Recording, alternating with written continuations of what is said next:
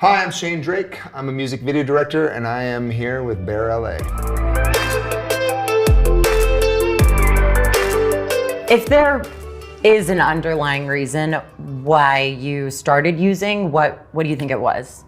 I'm an adventurer in my mind. I love the fantasy. Yeah, it's why I'm a storyteller. It's why I'm in the world that I'm in career-wise.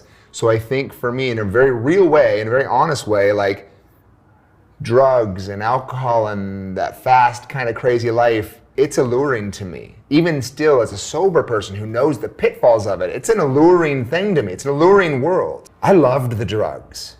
I didn't just try to escape. I loved them. I loved cocaine. I loved bourbon. I loved drinking. I loved carousing with friends. I loved all of it. And it sounds maybe psychotic, but I did. I loved it. But I think if I was to speak to more of a pejorative, sort of negative, perhaps, underlying reason is that when I did reach the success I did with those first few videos, in particular Panic and winning the VMA, like that happened very quickly in my career. And so it very much set a standard for me that I was afraid I'd never reach again. That was supposed to come years down the road of really building this thing, and instead I got that right away, you know what I mean? And so I'm worried, like, will I ever do something of that note again? Were you worried that you would never be emotionally fulfilled by anything else if you didn't reach that, since it probably was such an emotional high? Insightful question, absolutely. You know, it's funny. So after the VMA, I would go on to win 2 CMTs, 2 ACMs, and a CMA.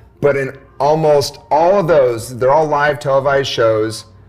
On all of the ones that those shows that I actually attended, I would go to the show and I could only stay at the show for about 5-10 minutes, drunk out of my mind, and I'd have to leave. I couldn't stay and watch it all because I didn't know how to process it. I didn't know how to emotionally connect myself as having done that kind of accomplishment and attribute any significant worth or value to it on the grand scheme of life. It sounds lofty. It's sort of just my way of saying, like, what does all this mean? And is it as important as all these people are making out to be? And do I want it to be more important? Do I want it to be less important? Where do I fit in all this? And I would go home and go to my hotel room while the show was on, and I would just cry. That happened multiple times for when I would win the big award. Wow.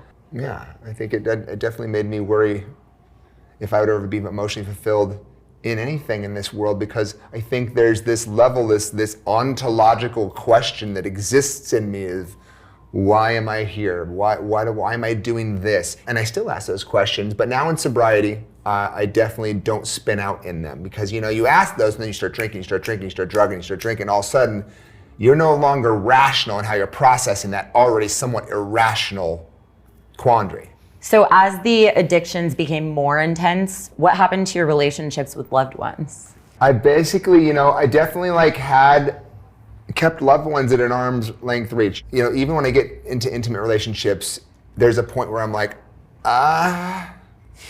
maybe. A little too close. Maybe not, even though I want you right here. Yeah. I'm afraid of it. So don't, but do. Yeah. And I'll get mad at you for not, but also don't.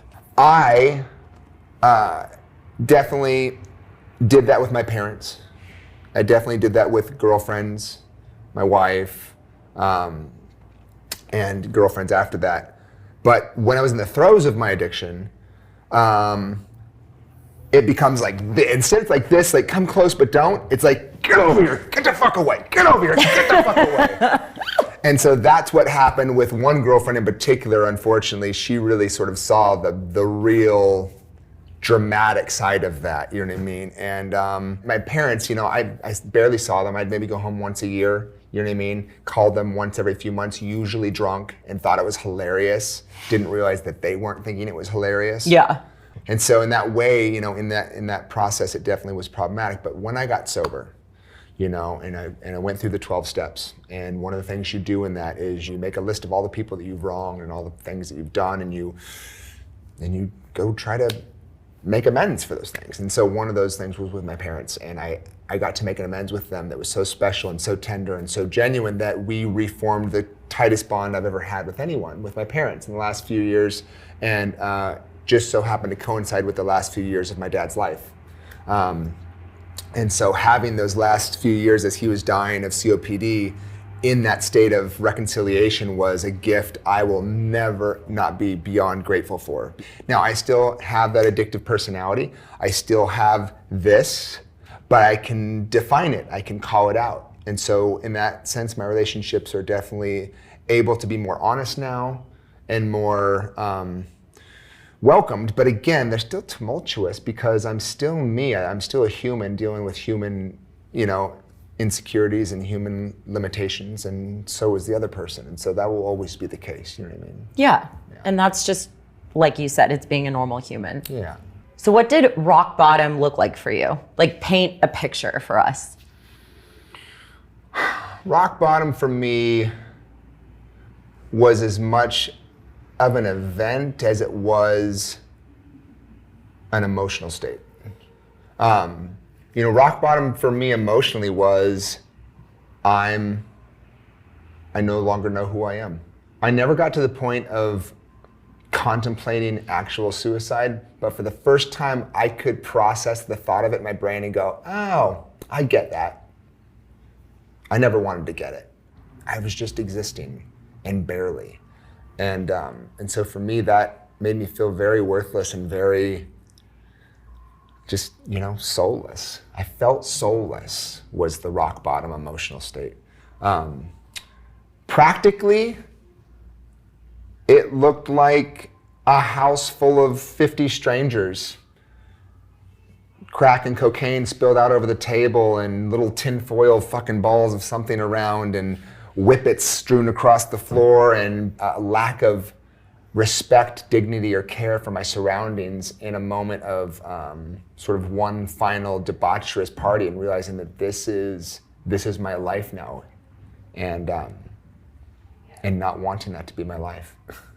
If you have any regrets, what are they?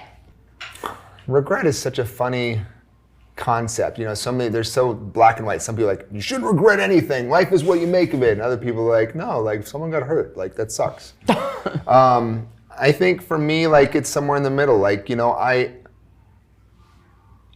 I feel like I'm exactly the person I want to be right now.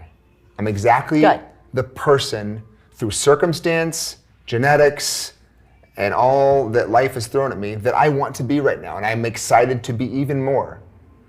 But who I am right now, I'm very proud of, and I'm glad to be this guy.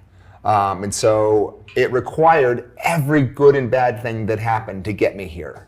But the instances where I caused someone to self-doubt, maybe to self-harm, or maybe to consider themselves less, and I've got a number of moments where that happened, I regret those. Not because I would change them for my life, but I would change them for their life. Yeah. Do you know what I mean? Yeah. But again, I stand behind my convictions that everything good and bad, regrettable or not, has led me to exactly where I want to be.